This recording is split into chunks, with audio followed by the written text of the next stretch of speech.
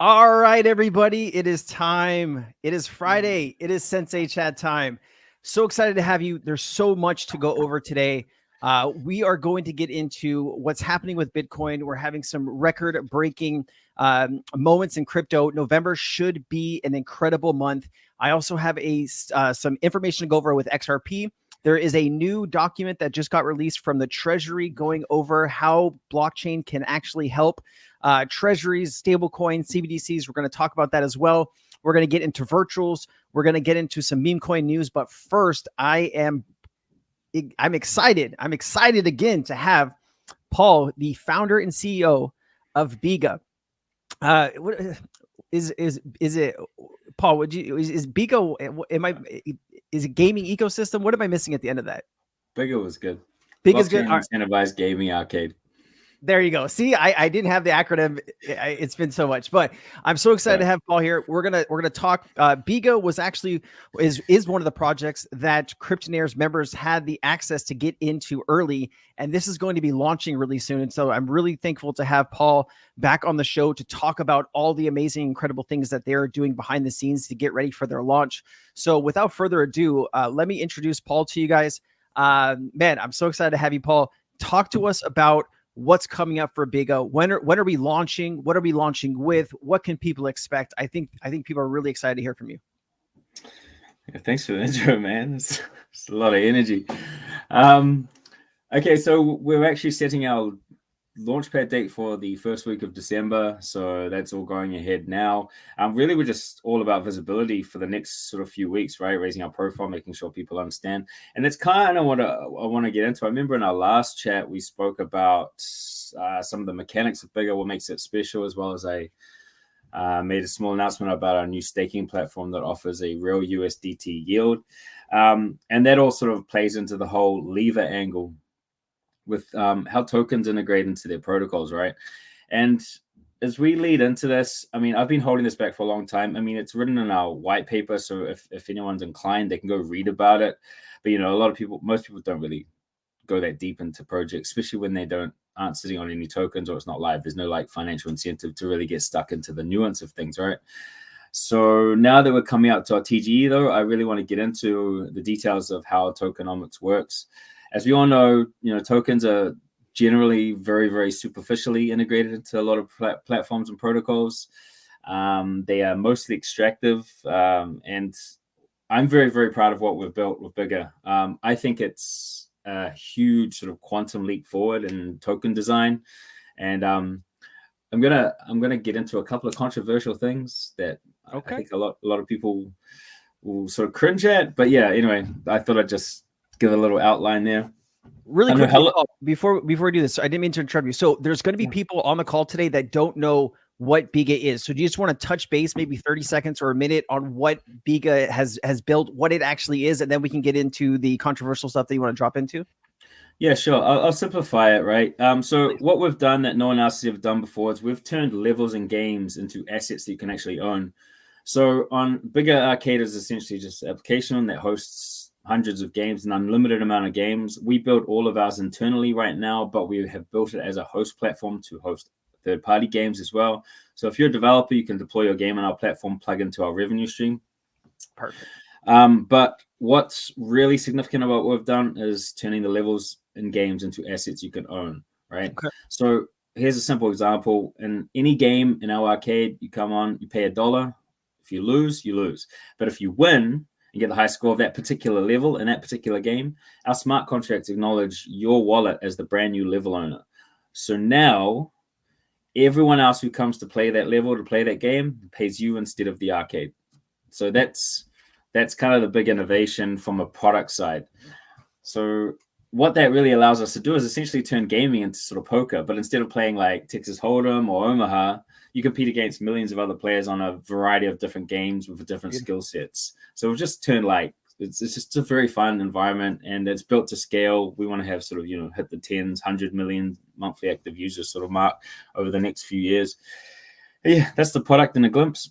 I love it. And really quickly, guys, crypto gaming is one of the hottest narratives. I mean, you've just seen Off the Grid launch and become one of the biggest games in the world. I think Biga is trying to do that with this new unique use case that they've built, right? So if you're a gamer and you are not spending time playing some of the Biga games, you can actually go on to their site right now and test out some of the games, get your levels up and get some practice in, because once this officially launches, if you have those high scores, everybody playing your level that you hold the highest score with, if they don't beat your high score, you're getting paid every single person that is not beating you. So, if you're a gamer and you want passive income, this could be something that could create a decent amount of passive income in your life. So go for it, Paul. Just want to throw that in there. Yeah, absolutely. And an important note is that income is denominated in USDT. So we're not like minting tokens out of thin air that you're getting paid with. You're actually getting paid USDT. So we've built this decentralized cashier. It's another innovation on our design front.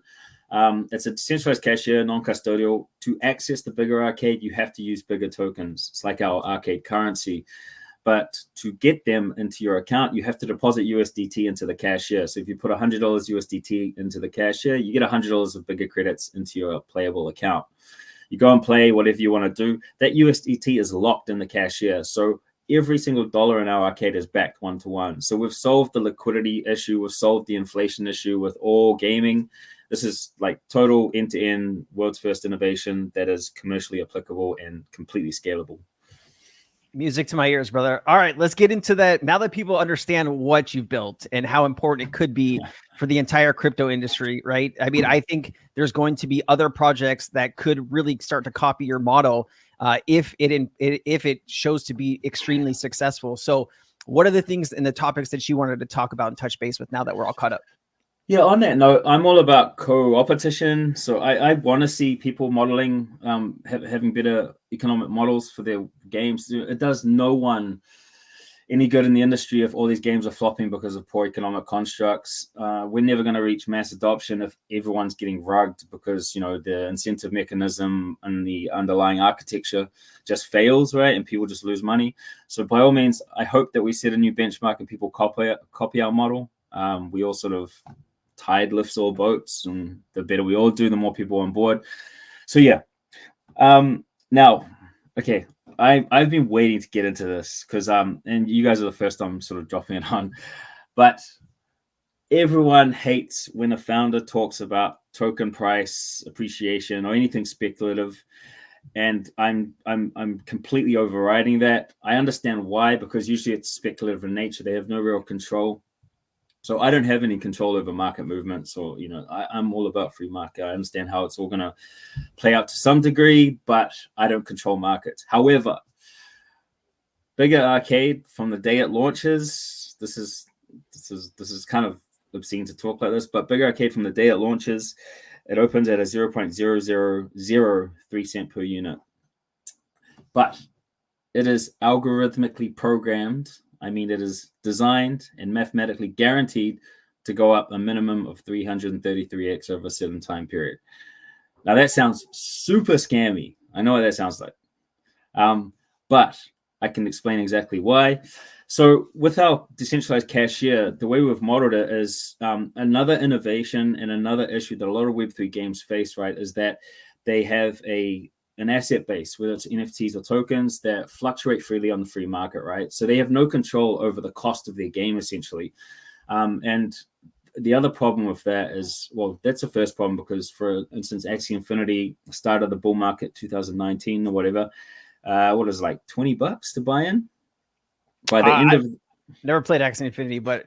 Okay, I think it was about $20 to buy an Axie. By the end of 2021, it was like 2,500, and 90% of the demographic was based out of Southeast Asia. So you're asking them to sort of shell out a month's salary just to buy into the game. So that's obviously bad from the player side of things. But the other problem with the gaming, right, is that the asset base is usually the rewards component or the user acquisition tool, right? You earn that by playing the game. But then when the market capitulates, those rewards capitulate in value, right? Which means there's no longer any incentive to play the Web3 game. So what we've done is another I guess, innovation, but it's really simple. It's nothing to sort of brag about on the architecture design, is that we've actually fixed the price of our Biga arcade tokens within the arcade ecosystem exclusively. And that's done and executed algorithmically with the cashier smart contract, right? So the smart contract in our cashier, when you deposit $100 of Biga tokens, it'll pay you 1,000 Biga. When you deposit $100 of USDT, it pays you 1,000 Biga tokens because it fixes the price of each Biga token to 10 cents USD. Same happens when you cash out on the other end. So what we've done is we've stabilized our game economy, right? Not only is our cashier always liquid because the price of Biga doesn't fluctuate in the arcade, so $1 in is $1 out, but also our game economy, the cost of playing every game doesn't change no matter what, bull or bear. So our product, our core product is secured from all third-party movements. But our token, Biga, on the outside markets, on centralized exchanges and DEXs, can trade freely like a normal speculative asset. So we've got the best of both worlds, which is awesome. But here's another awesome symptom of it, right? Is that 333x I was saying before.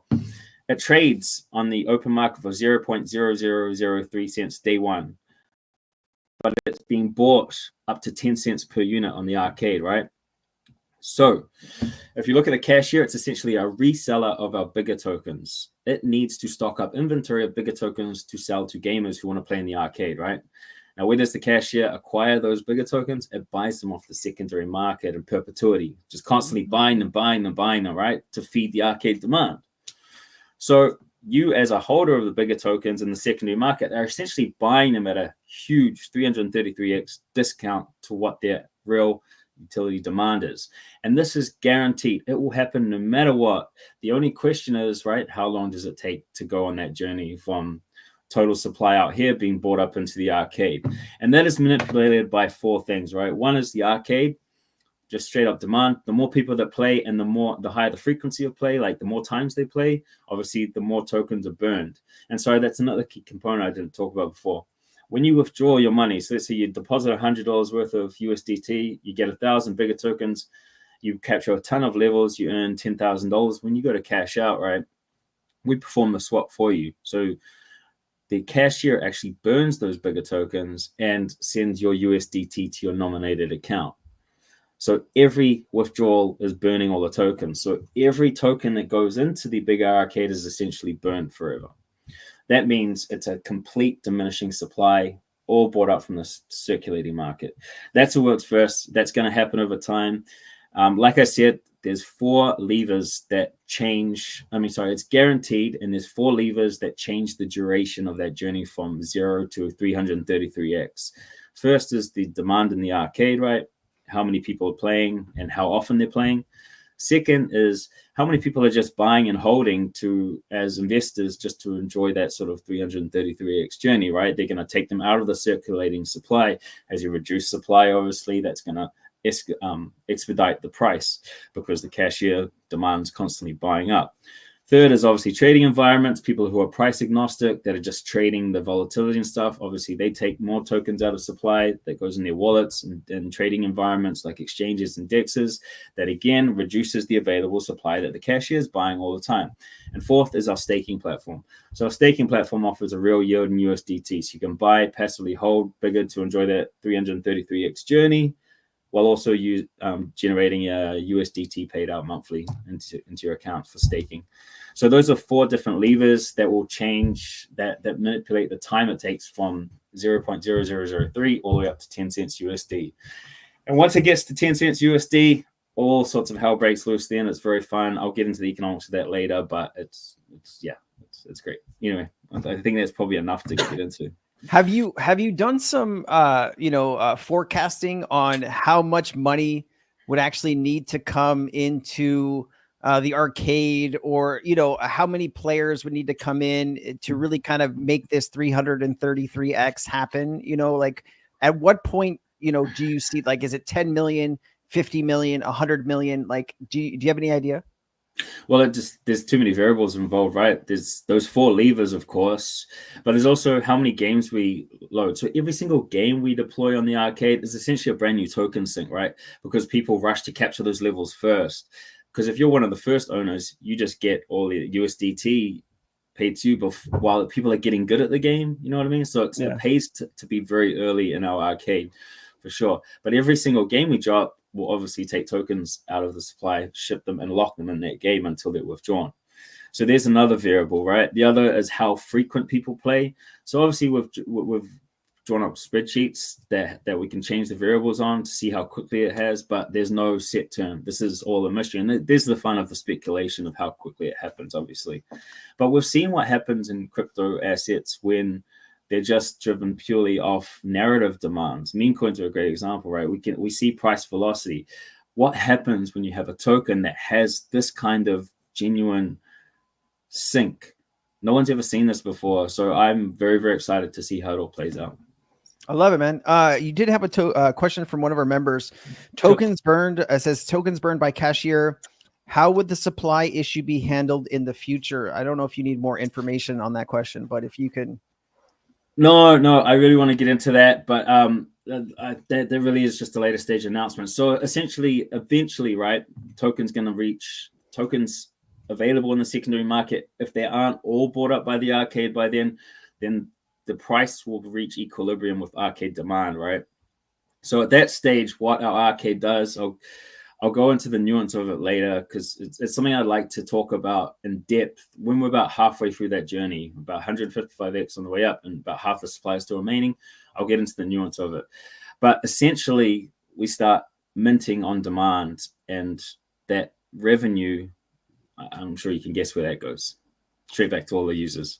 So that's another world's first component too. And that's when it gets really interesting because you have to work out essentially how much capital flew through the system to burn all those tokens first, and then make projections on how much revenue is going to be distributed as the network continues growing. That's when it gets really interesting, and that's where game theory comes into play. I mean, I just told you exactly what happens, so that's so much for announcing that later. But that essentially, right, adds to the game theory of it all is the more people who sell the tokens, the more that are burned, which means the less potential shareholders are going to benefit from that new evolution. How did you come up with all this, Paul? Like, were you just like at a bar one day and something hit you in the head and then it all kind of became clear? Or was this many years of, trial and error to try to figure all this out? Like, how did all this come to fruition? Yeah, this is years and years. Pre-crypto, I had a finance company. So I always had a big interest in monetary theory. I've always been a proper student of economics. I battled with the long story short, I had a finance company pre-crypto. It's now a fund that's we've been investing in the space since about 2015, 2014 Bitcoin only. But the reason we actually ended up in Bitcoin was because I had so many issues with payment gateways, particularly importing capital from overseas. So we provided invoice factoring for FMCG products exporting to Asian markets, right? And sometimes the foreign exchange currency fluctuation and the remittance or the import tax that we'd have to pay on converting USD to NZD and then bringing it into our country where I can actually use it would just kill our margins. So we started looking at alternatives. We even tried to create our own payment system and just found out how burdensome and gatekeep the banking system was. And that kind of made me go really deep into it all because I just saw how bullshit it all was, really. How it's all just sort of a monopolized scam. And that's, since then, I've been pretty hardcore in this space from a monetary component. That's why I got into the space, was seeing Bitcoin as this universal currency that solved, it was not just a good savings and collateral vehicle, but it solved the foreign exchange currency risk that most companies have to contend with. But that was kind of the natural journey that got into DeFi. And from DeFi, you look at all these sort of experiments and you get to sort of consolidate 100 years of economic experiments into 2-year cycles. So you see everything if you're reading all the white paper. So this has just interested me for years. Financial engineering and sort of alchemy of crypto is kind of what I really love. And I'm just dedicated to market fit. I'm one of the idiots that actually believes crypto is going to take over the world. And for that to happen, some of us need to really think about solution-oriented models, right? And one of them is clearly, the token inflation issue has been plaguing the entire space, which is sort of what I named the incentive trilemma, right? It's the imbalance of inflation, yield, and supply that just destroys every crypto project. Is they have this token, they haven't figured out how the levers are going to work to benefit holders. So yeah, that's kind of it. And yeah, I definitely spend a lot of nights in bars, and you just have those random thoughts that pop up. You write them in your notes on your iPhone, and then one day you wake up and have a read, and you're like, oh, I should explore that. So that's all part of it too, man. I love it. Quick question. There's some people that watch my channel that might have a problem with Tether in the future, right? Because they haven't really proved that they have all the reserves, right? And so there are other stable coins like Ripple stablecoin that is going to be Ethereum compliant. It's on the XRP ledger that is going to be coming out, that is going to be compliant globally, especially in the European Union. So, are you guys stuck to USDT, or is, in the future, if something should happen to, let's say, USDT, can you guys move over to a different stable, or is that just built into the economics? No, it doesn't matter. We can essentially take on any value system, and Okay. Tether's just a belief system, right? I mean, Yeah. It's immaterial about its reserves now because it's evolved to a point where people just believe they know it's liquid to some degree, that they're always going to exchange it for value. So yeah, the same applies to any other stable coin. If there's good liquidity, and obviously one of the important things is that by using crypto rails, we sort of bypass all the international jurisdictional issues that you'll get by having a two-way payment system that pays out players and stuff like that, like contending basically on the payment gateway level of most poker sites. It's just ridiculously daunting if you're trying to cater to a global audience. So as long as that whatever stablecoin we try to adopt doesn't infringe on that freedom, yeah, absolutely, we can host any of them. I love that. And then, let me do this. I want to share my screen so I can show people, Biga's Twitter. Like I really want you guys to do a little call to action here. Okay. So here is their Twitter. If you want to find it, I did post it. It's Biga Arcade on Twitter.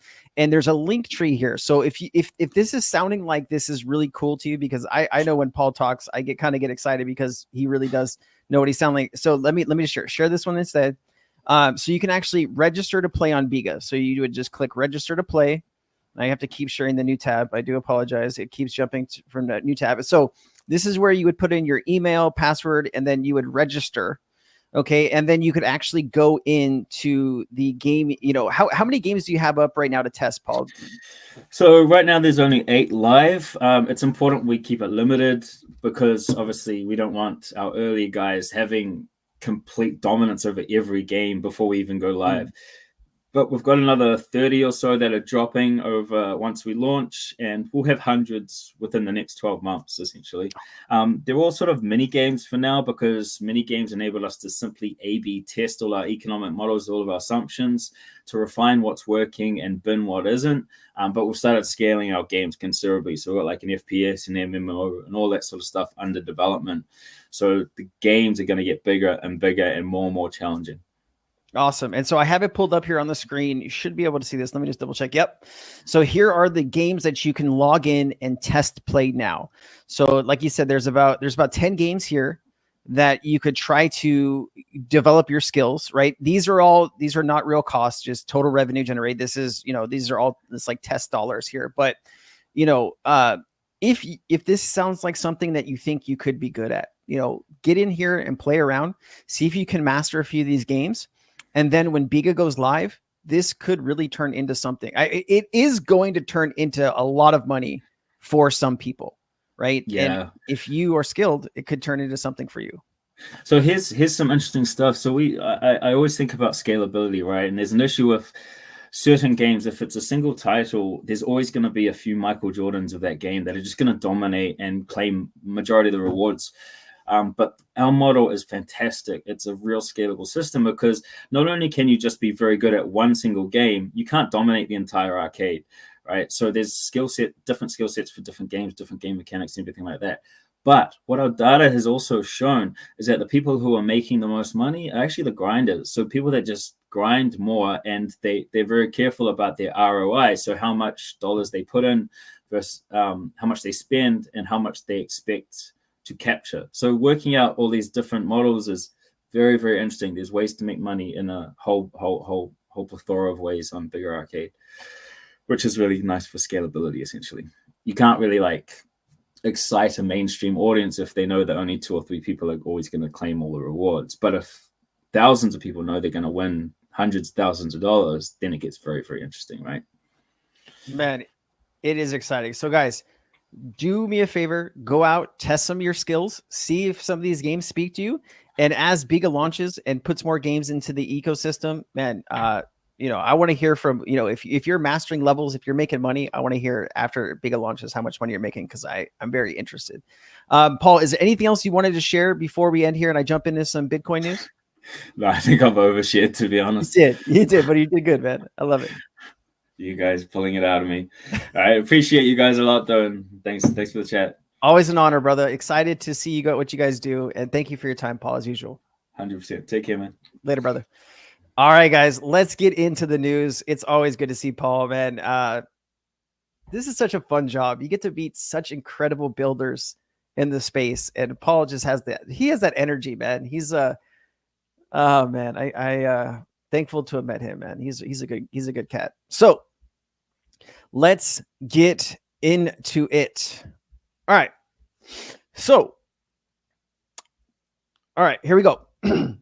US ETFs are now within 100 billion of all-time annual flow record.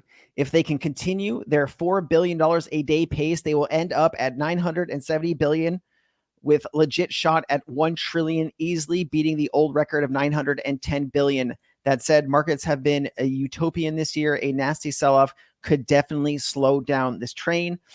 We are heading to all-time new highs, my friends, ladies and gentlemen. And then this says, throw a dart. There's almost a guarantee to land on a chart that tells you the true Bitcoin bull run is imminent. What does the true bull run even mean? Haven't we been in his since November 2022? The true run is all new time highs, the same price discovery, illogical gains, no sideways periods, alt season, a year of straight fantastic price action.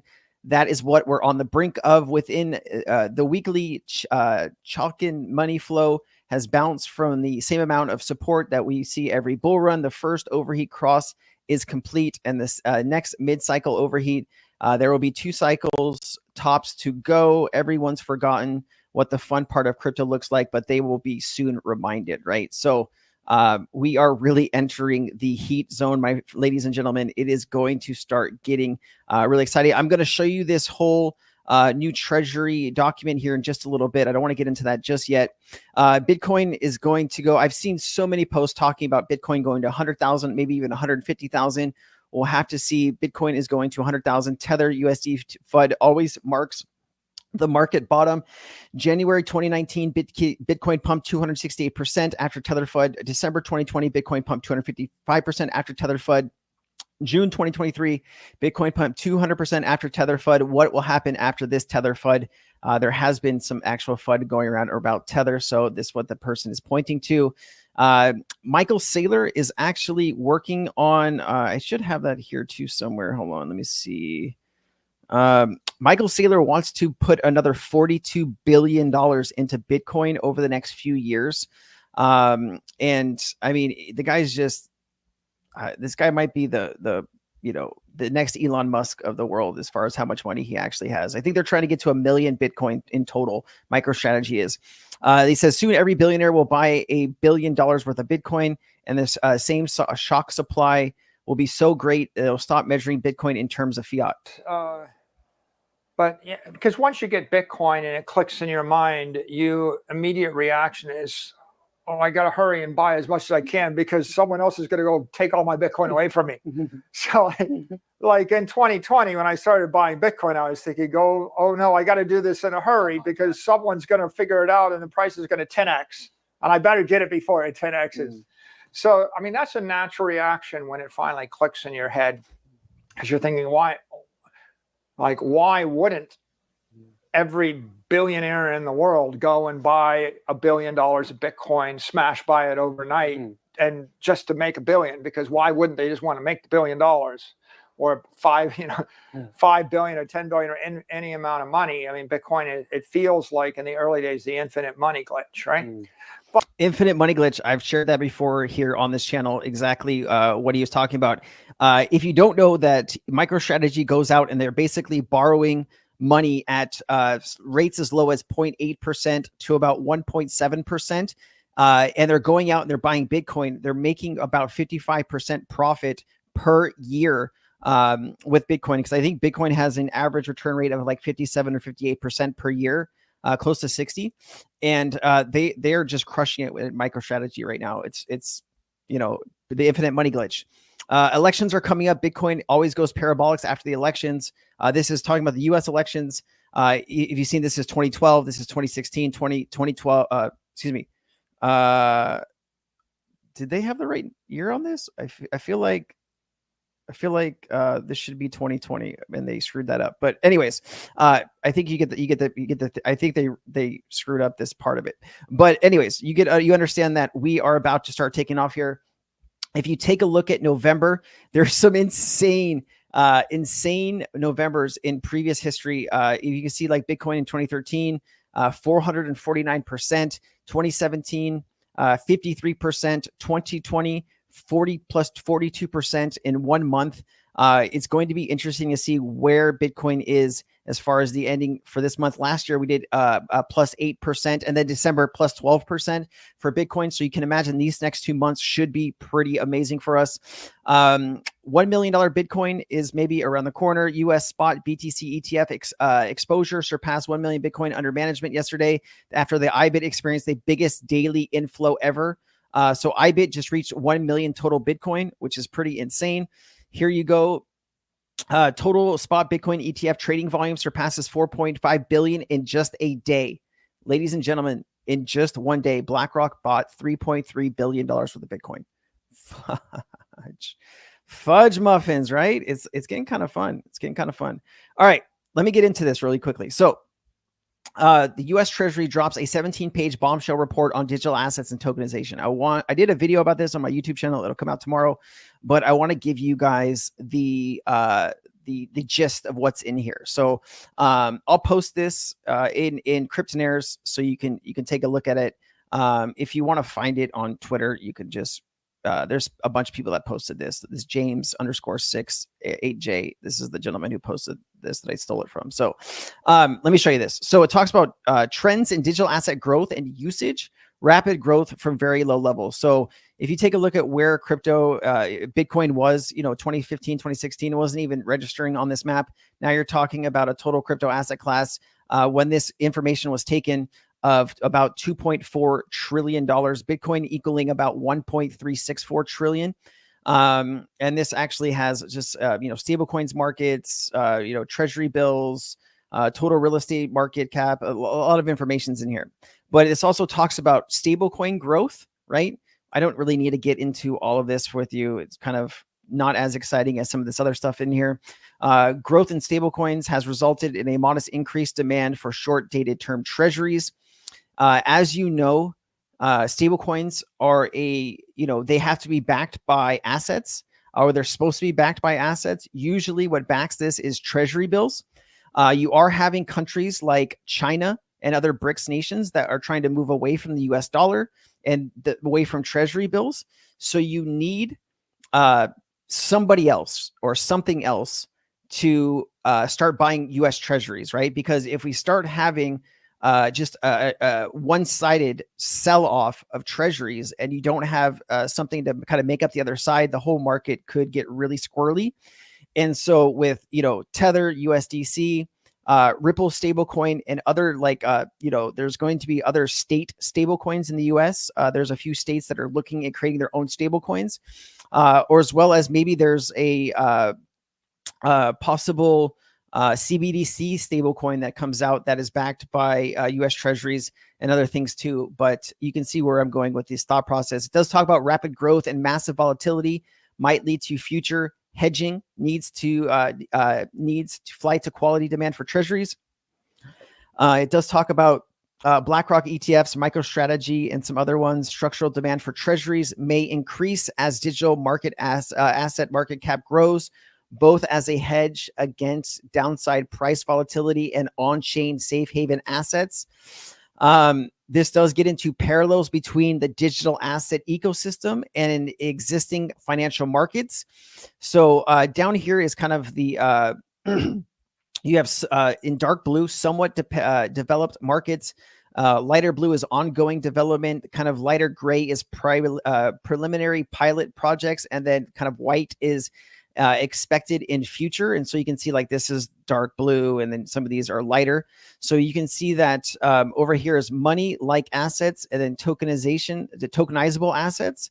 And then over here is the tokenized assets. So treasuries would be tokenized treasuries, bonds, tokenized bonds, equities, tokenized equities, housing and CRE, which is tokenized housing and CRE. You also have NFTs, native crypto assets, e.g. Bitcoin. I'm sure there's, other assets that they're thinking about, but they're not going to list. Like I've looked through most of this. You don't have like Quant or XRP or XLM, anything like that listed. But some of this stuff, it does, you start to think what assets are they talking about here. It says tokenization is the process of representing claims digitally in the form of tokens on a programmable platform like distributed ledger technology.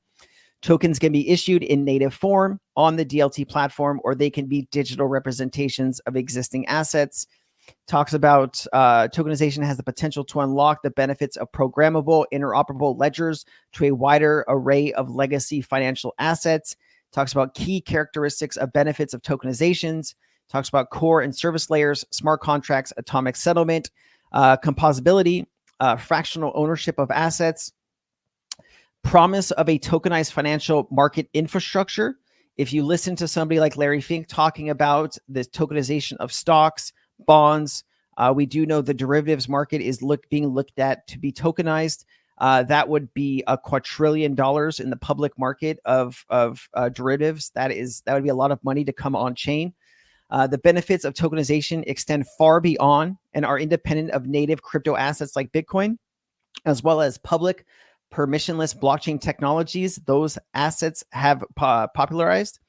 Tokenization of a variety of financial and real-world assets across interoperable ledger systems promises to unleash new economic arrangements and enhance efficiencies. I mean, what does this sound like to you, my friends? Some markets like international payments or repo markets stand to gain immediate and large potential benefits from tokenization, while the gains of other markets can be more incremental. The Treasury market is already highly efficient, so gains from tokenizations are likely to be incremental. Still, even small incremental improvements in a very large market like Treasury's market can be impactful at scale. To fulfill this potential through, there needs to be a unified ledger. What am I saying here? They're saying, this Treasury document is saying, to fulfill this potential through, there needs to be a unified ledger, or at least a highly interoperable set of integrated ledgers that could work together seamlessly. Now, ladies and gentlemen, I want you to think, now hold on. So this is how my brain works, and it could be different the way how your brain works. But what I think about this is a U. Am I getting a phone call from Telegram? Sorry about that. Who is calling me? All right. I have no idea where it's coming from.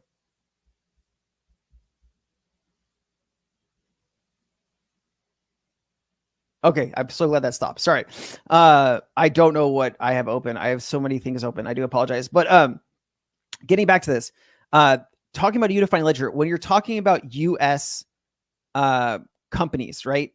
When you're talking about the US Treasury, I had imagined that they're going to want to use a company that has built out their technology. Like, I think this is like when they're talking about this, I think of Quant, but I also think of XRP, right? I don't know if the US Treasury would feel comfortable with using maybe an asset that hasn't been through regulatory scrutiny in the US, right? You look at XRP, it's been through all the court challenges. They've worked with the US government.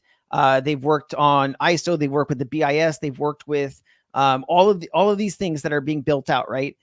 It just, like, I read this as a Quant, or I read this as Ripple. So you can read this as something else entirely, but that's what when I read this, what kind of pops into my head.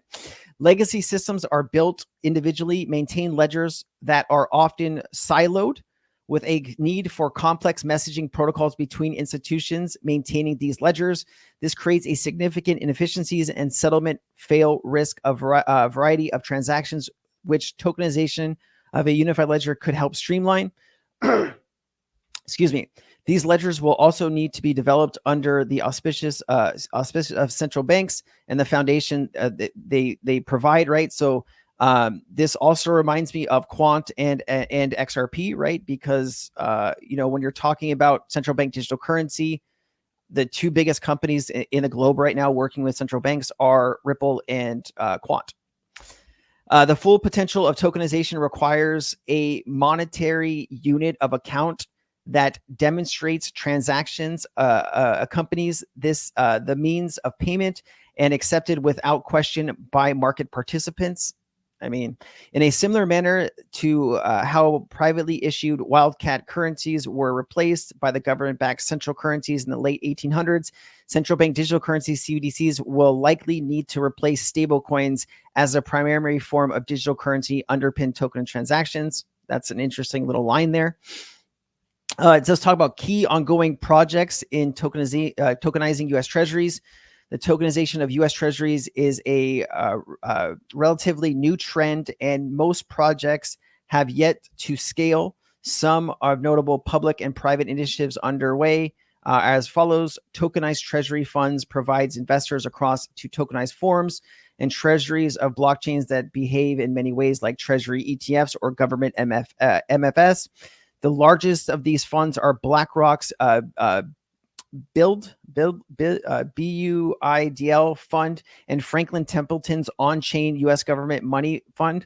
Franklin Templeton has worked a lot with Stellar on things like this. I think they have one of the most, I think they have a few $100 million in tokenizing some securities on Stellar. This also talks about other notable funds or projects include Ondo Financial, Hashnote, and CoinShares. The total tokenized treasury market is estimated to have a market cap of around, says 2 billion. I don't know how to read that. I do apologize. And then it talks about tokenized treasury repo projects. It talks about ongoing pilot projects from the DTCC. Man, there's just so much here, guys. There's so much here. And it talks about some, DTCC's Project Ion, talks about Project Agora, Project Cedar, numerous tokenization projects around the world. Man, there's a lot of stuff that they just released in this whole thing. And so I will post the rest of this in Cryptonairz. If you want to come find it, I'll post it in general chat. If you want to come find it, I will leave it there with you. So a lot of stuff in there, man. Quant has very low supply, could move a lot if it becomes big. Yeah, you're right, Rentals. I like the way the stream keeps glitching. Stream seems fine on my end. Yeah, it could be your connection. So when we're talking about Quant Rentals B, I think if you take a look at the market cap, let me pull this up for you real quick. Like if you look at the market cap of Bitcoin of almost $4 trillion, if you look up Quant, Quant has a lower supply than Bitcoin does at only, it has, what is it? Man, I hate when they change coin market cap. It really, here you go. Total supply of Quant tokens is only just less than 15 million. It's 14.88 million max supply, right?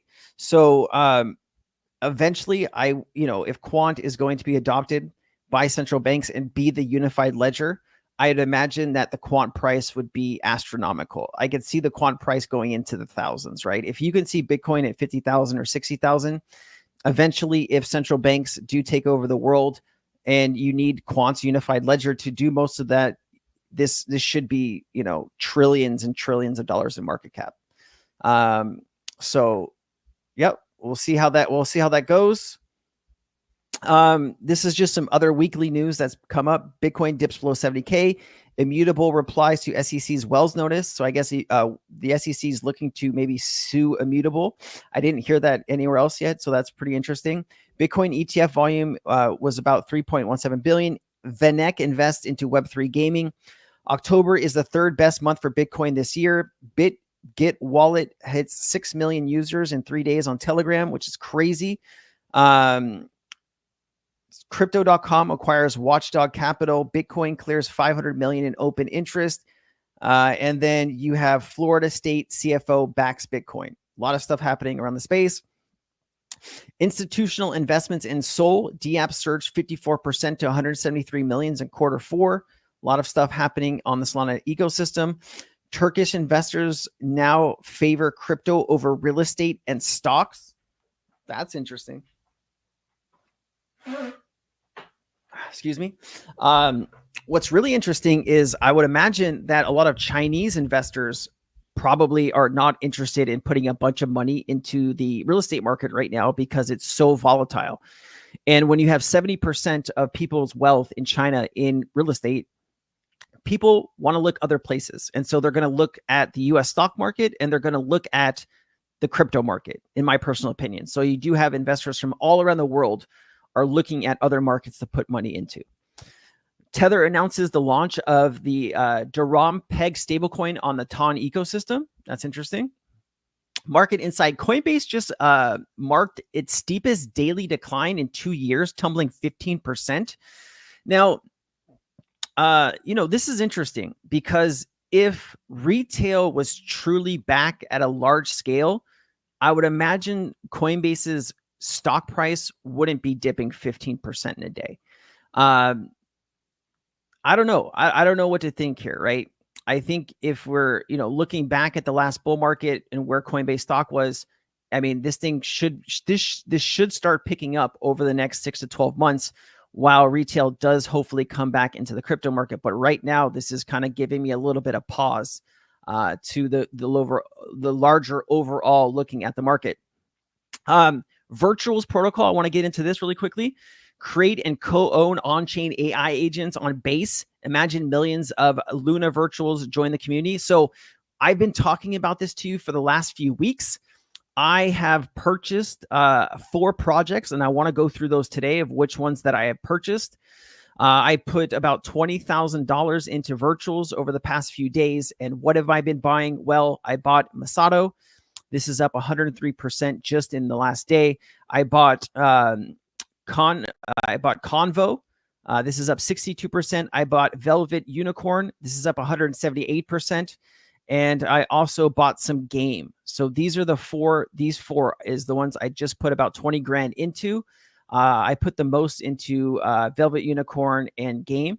So we'll see how all of this turns out. But I do think, if any of these start to follow Luna and cross that $100 million market cap, these could be some bangers. For this to reach 100 million market cap, you're talking about a 12x on Game. This would be a 20x on Masato. This would be, God, what is this? A 30x on Velvet Unicorn or a 28x on Cortex. And if any of these reach 100 million, I will be rolling into some fat dough. If you want to buy virtuals, the easiest way that I have found to do this is to get some Ethereum Base. Ethereum on Base. If you go to Aerodrome Finance, hold on, let me pull this up for you. So if you just click buy here, you can share this. This will open up Aerodrome Finance. You can connect your MetaMask to it. I selected Ethereum here. I just put Ethereum and I swapped Ethereum for virtual. Once you get the virtual token, you can actually go back into any one of these. You click on the asset that you want to swap. You will go here under swap. You will select how much virtual you want to swap for the actual asset. And you can also, you want to add this to your, once you buy the asset, you'll hit swap and then it'll ask you to, approve the transaction, your MetaMask, you approve it. Then you approve the swap and then you swap your virtual token for the Game, the asset here. You want to add this to your MetaMask. So as you can see here in my MetaMask, actually, I don't have the right thing open. Oh, you know what? I'm not on the right browser to show you what I bought. I use MetaMask on Firefox, not on Brave. So I can't really show you everything I bought in this MetaMask. But I will give you a report on how all of these assets are going over the next few weeks here. Hopefully it will start to be pretty good. So Piers Kicks put this out. We are witnessing the first truly autonomous agents seep into the web every day. They are imbued with more agency and functionality. This speculative fever is a good reason. Fascinating time. So it's talking about Luna, the first autonomous agent to employ human on-chain. Luna Virtual is now able to transact freely on-chain, buying and selling or rewarding kittens for quests autonomously to receive tokens from Luna base wallet, blah, blah, blah. So let me just play this here.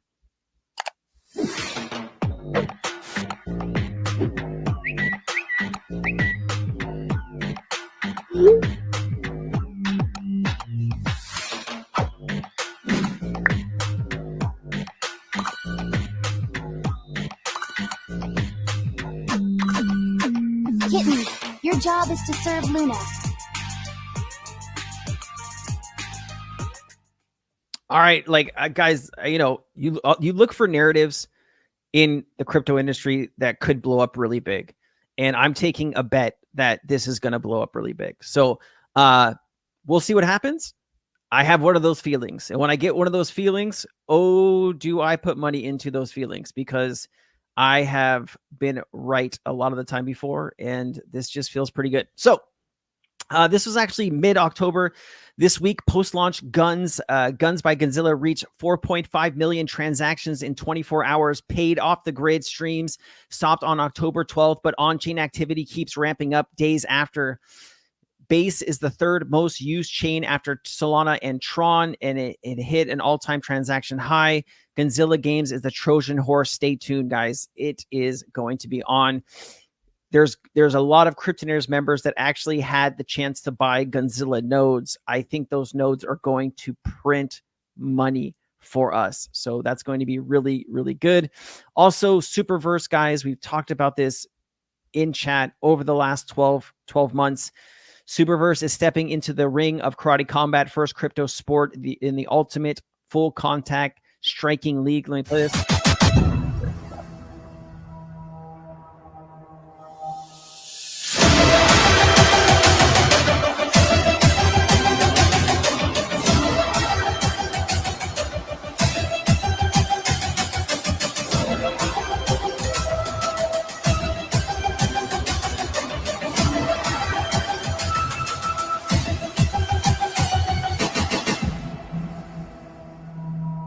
All right, we also got a little bit more stuff down here. Enter the arena, stream in 100 countries.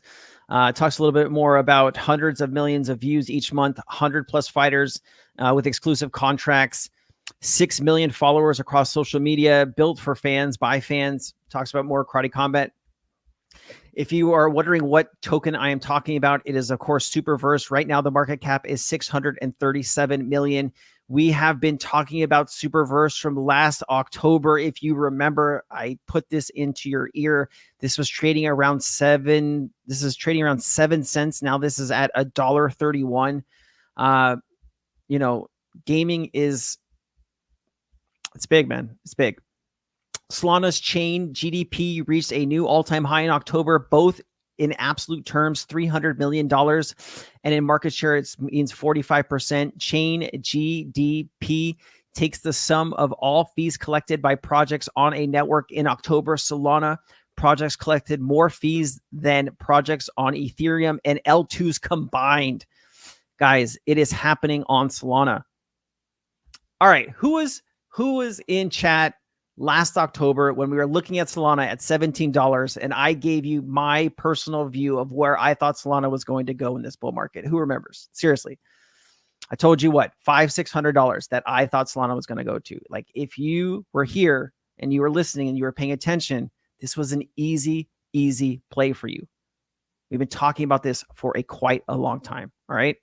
So let's keep it going. There's more information here about Solana. Solana 2023 says 25 to 260, 2024, 125 to 800. This person thinks Solana is going to go to $800, or it has the capability of maybe getting that high. I would just be happy to be right? I would just be happy if Solana reached $500 to $600, and I could say that, man, we called that really well over the past 12 to 16 months. We'll see how it goes. Play Solana launches the first ever handheld Web3 gaming device powered by Solana. Check this out. Really like a big ass. Solana's making waves, man. And then here's, check this out.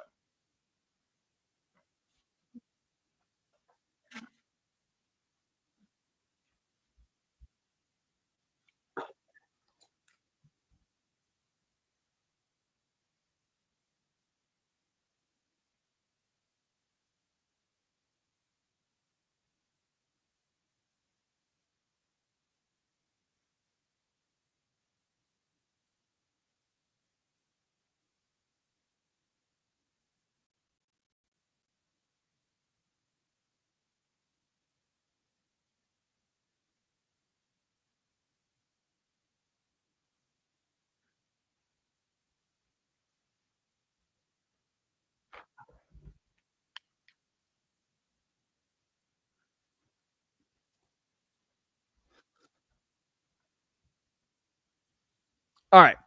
More stuff happening on Solana. You also have Solana overpowered Ethereum index volume in October. It's crazy. It's crazy. You know, I mean, it's not too crazy if you kind of saw it coming, but whatever. Canary Capital has filed for a Solana ETF, right? I've been telling you this for the past several months. This was just bound to happen. Here it's happening. So Canary has also filed for an XRP ETF, a Litecoin ETF, and now a Solana ETF.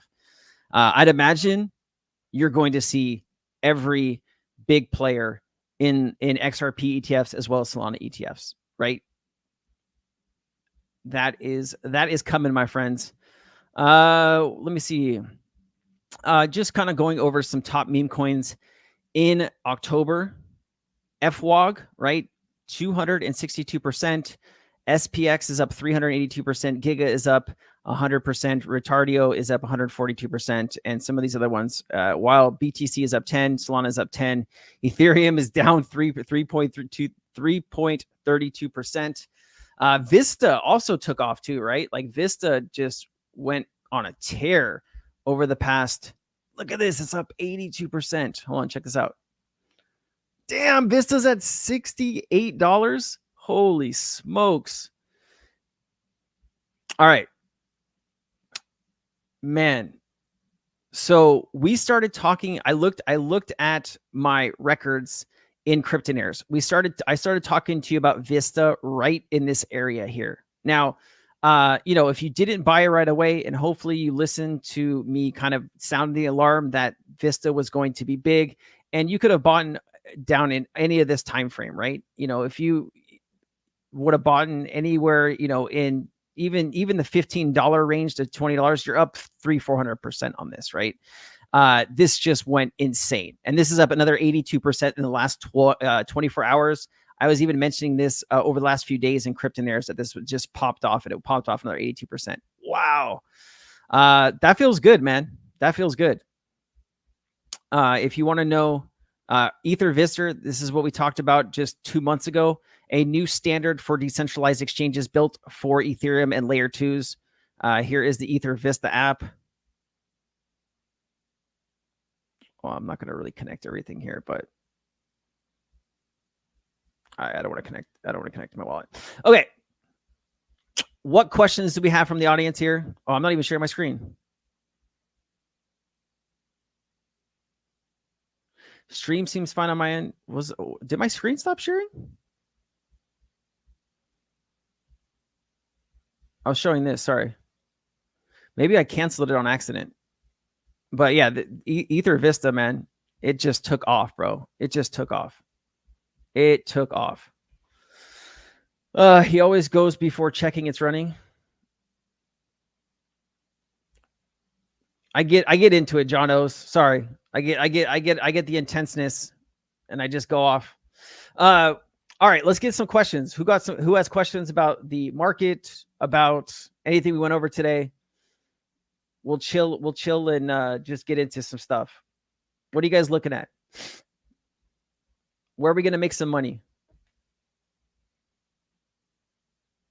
LAX, what are you buying right now? Anything? Let's take a look at the market while I'm waiting for you guys to say something. Let's see here. All right. Radium, man, Radium is a bank. 20% in the last 7 days alone, man. People are still going insane on meme coins. It's just crazy. This would have been a good buy last year. This is at 20 cents. Now it's at 330. I mean, that's a nice 15x. Always invest in the infrastructure. Maker's up 14%. Ohm is up 11%. This is real world assets. Thorchain is up 10%. Area Drone Finance is up 7.69%. Pendle is up 7.45%. Sui is up 7.46%. Cardano. Does anybody still own Cardano? I really am interested to know. You guys think Cardano is going to make some noise this market? I don't know.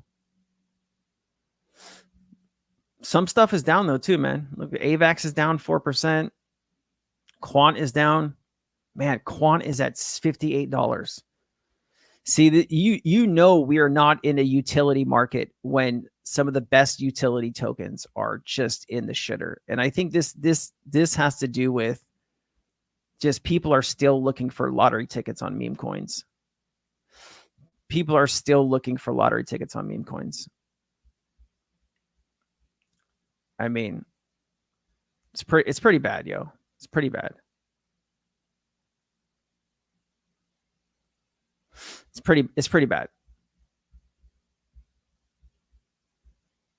Off topic, my daughter had a fun trick or treat first time. What did she dress up as? I haven't gone out for Halloween in a long time. My wife loves Halloween, but ARC-X base on a low, good to buy. I mean, if you think ARC-X is the jewelry platform, right? With AI, I think you know, as they expand, should do really well.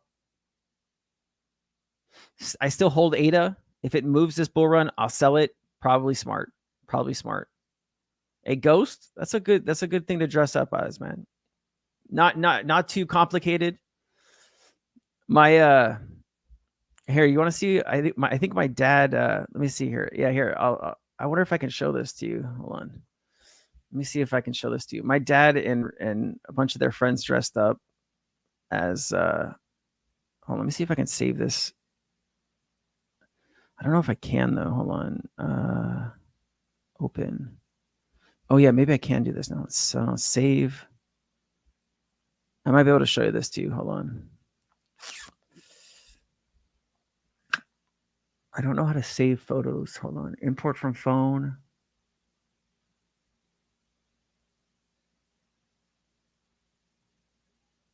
Maybe I can show this to you.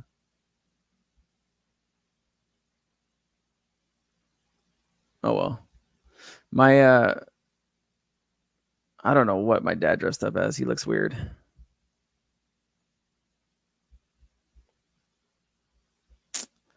Man, let's look at AI real quick. Hold on.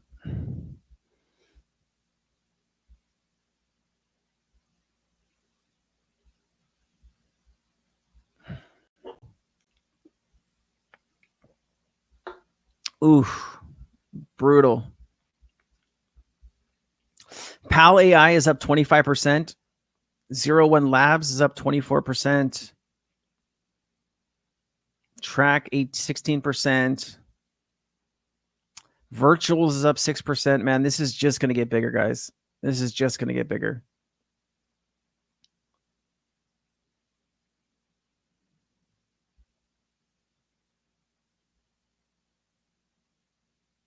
TARS is up 3.4%. See, I don't know about TARS, man. Part of TARS makes me suspicious, and part of it looks okay. I don't know. AIOZ network, it's down. Man, see, the market is still chasing meme coins. You can see it.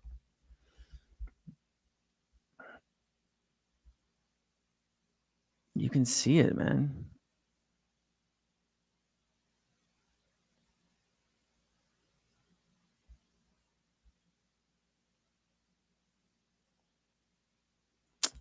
People are still fully invested in meme coins right now. They're still looking for the lottery tickets. All right, you guys got anything else?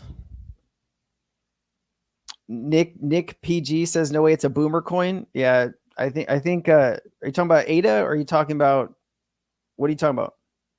Yeah, virtuals probably is the play right now, man. Like as far as moving,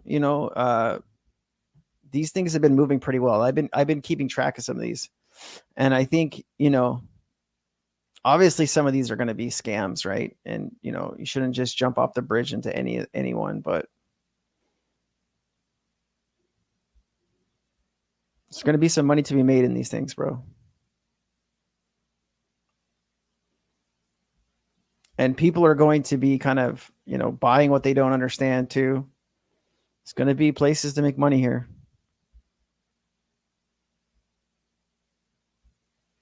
There's so many of them, right? So many of them.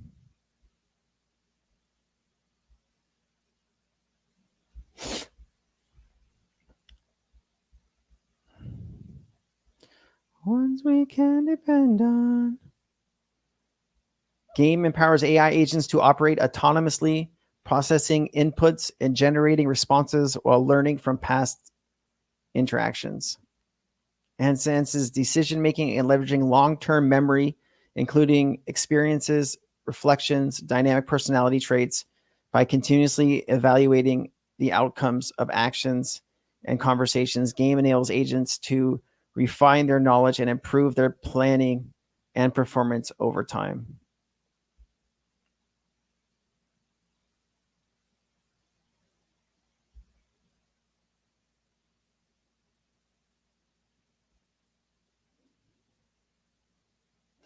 Man, this all looks cool, man. This all looks cool. Near looks like it's having a nice dip. Let's take a look. Let's take a look. Ones we can depend on, friends. Dude. Man. Near 388. It's so hard. It's so hard, right?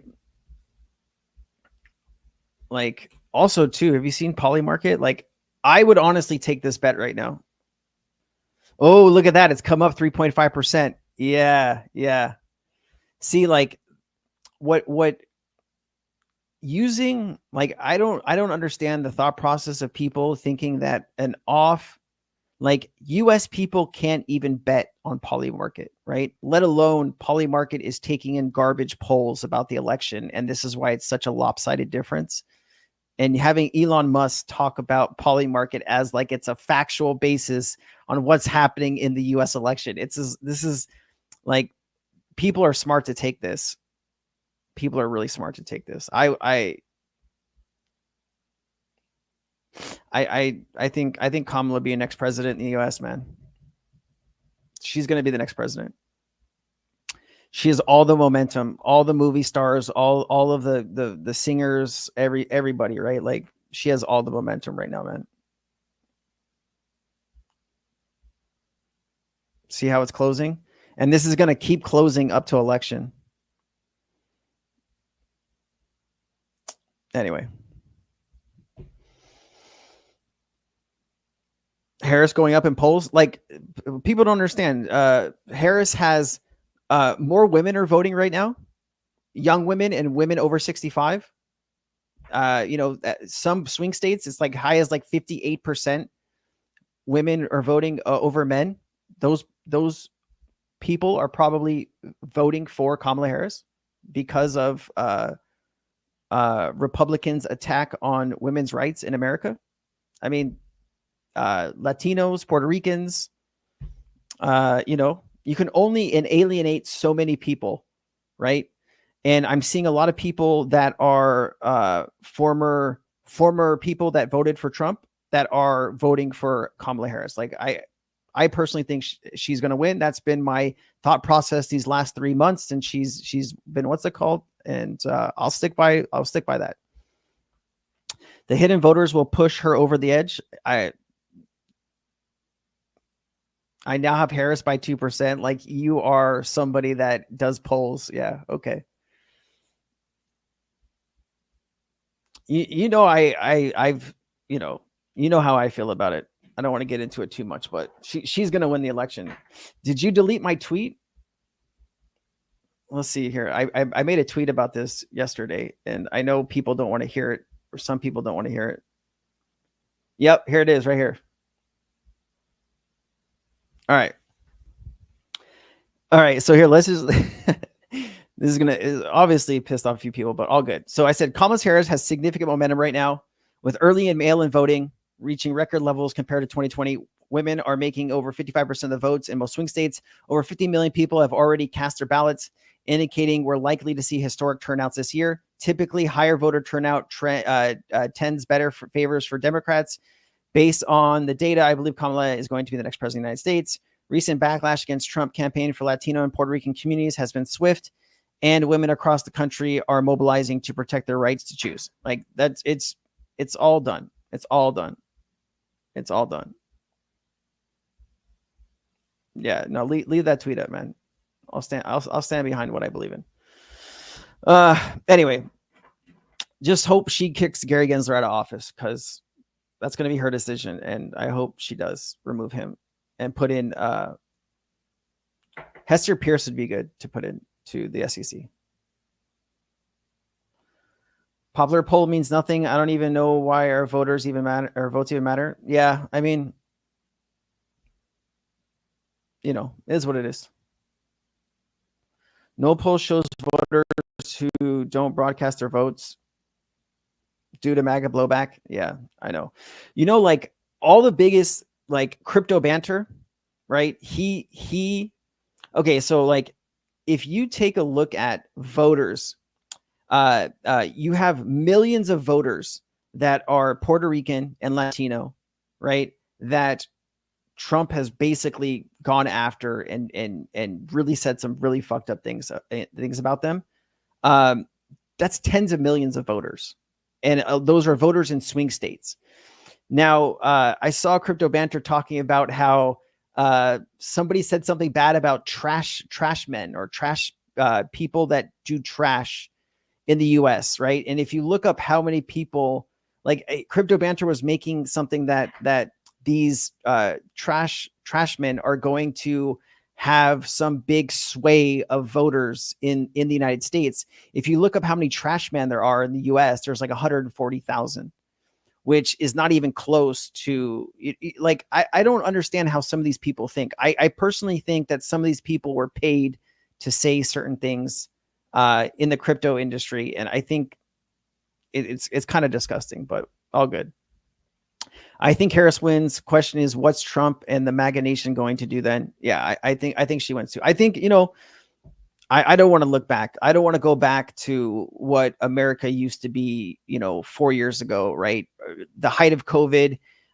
You know, listen, Trump inherited a good economy from Obama. All right. Trump didn't grow the US economy. He actually shrank the US economy. All right. He promised jobs. He promised we were going to repeal the ACA and he was going to put something better in. He promised an infrastructure bill. He promised, you know, Mexico was going to build this wall. He promised all this stuff and he failed at everything. Okay. He failed at everything. The only thing he did was divide the country, and then January 6th happened. And so all of that means he is not a suitable candidate to be president. And you know, I'm running on low energy and I'm tired. And maybe I'm just telling you how I really feel because I'm just so sick of seeing all the BS people put on Twitter. It's basically one big bullshit megaphone of what's actually not happening. And I'm just tired of it, man. I'm just tired of it. So, you know, I think the country will be better off not trying to kick 15 million illegals out. I do think there's a problem with the border and that should be addressed. But, you know, this was supposed to be addressed 6 months ago. And what was it? It was Trump and MAGA that basically put a stop to the Republican-led bill, or the Democrat and Republican-led bill to fix the border, right? Like, you can't complain for months about something that could have been fixed if you didn't step in to fuck it up, right? Like, I just, politics are disgusting and dirty. But anyway, you know, I think the country will be better off. I think the US will be better off. Like the guy is just unhinged. Shouldn't be president. That's how I've always felt. And it feels good to say it. It feels good to get it out. So anyway, MAGA's gonna go out, man. MAGA's been shrinking since 2016. Shrank in 2020, shrinking now. I think more and more people are just tired of what it stands for. And there's people who are gonna they're gonna die on that hill. And I just think people want to move forward with their lives, and they want to stop looking in the rearview mirror. And kicking out 13 million illegals, like, people don't have any clue what the economic consequences of that will be, right? Should the US have stronger policy for the border? Absolutely. I agree with that, right? There's definitely some people that probably shouldn't be here that are there, that probably that should be fixed. I agree with that. But, when it comes to certain jobs, right? That contractors or people that are building homes, people that are in farms that are doing fruit and collection, right? That wind up in your grocery stores, people that work in poultry plants, people that work in all over the US that do jobs that normal Americans are either too lazy or they don't want to do. If you got rid of all of those people, right?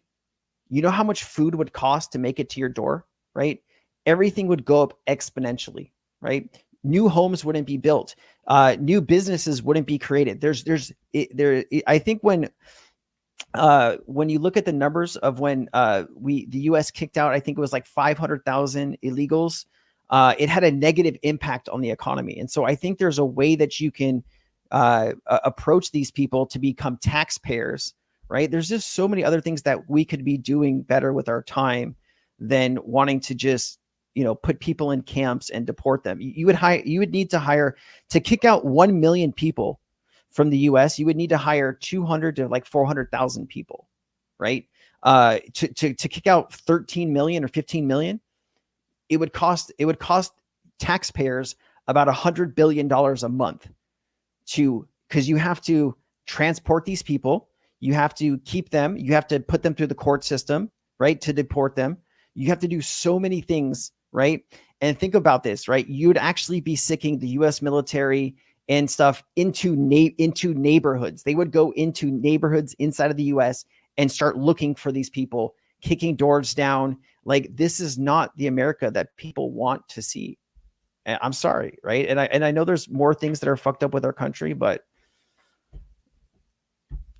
I'm sick of seeing it all this hate online. It's just pissing me off. What do Americans mean by being great again? Do you mean all powerful? I don't know, man. I personally, when someone like Trump is saying being great again, I think they're talking about going back to a time where, I don't know. You'd have to ask that man. I don't know. What I think it stands for and what maybe they think it stands for is two different things. But I think they're talking about going to a different time where, some people didn't quite have the same say that they have now. I don't know, man. I think the country is already great. I think we can make it greater by unifying all of these different people. America was built on immigrants. It will always be built on immigrants. And, how can we make these people stronger? How can we bring them into being taxpayers, right? How can we give them a path to citizenship? We have enough land here. Let's figure out ways to do that. And we kick out the bad people that break laws. If we can arrest them and kick them out during those times, let's do that, right? But like, people that are not breaking laws, they're just here to have a better life, that are coming from countries that they're running from other stuff. These are people I think we should be taking in and helping them personally. Anyway, solving the immigration problem is easy. Distinctive people that employ illegal immigrants. It's always going to be hard, right? But I don't know. At the end of the day, I don't think hate wins here. I think I think people are looking to, there's two different candidates. One is all about hate, and one is talking about bringing people together. And I think now more than ever, people want to feel like they're being brought together. And I think that is spoken very highly. Like if you saw what happened at Trump's last rally in Madison Square Garden, that was diabolical. That was just ignorant shit. Like that dude's jokes had to have been approved by the Trump campaign, right? There was stuff that was taken out of his jokes that the Trump campaign managed to take out, but they didn't take out the comments about Puerto Rico. Just stupid stuff like that, man. Like you can't alienate millions of voters in swing states, 10 days before an election and expect that it's going to go good for you. Like it's just, I don't know, man. I'm getting worked up. All right. I'm going to end it here before I say more shit that people are going to get mad at me for later. So I love you all. I'll see you on Tuesday. Have a good day.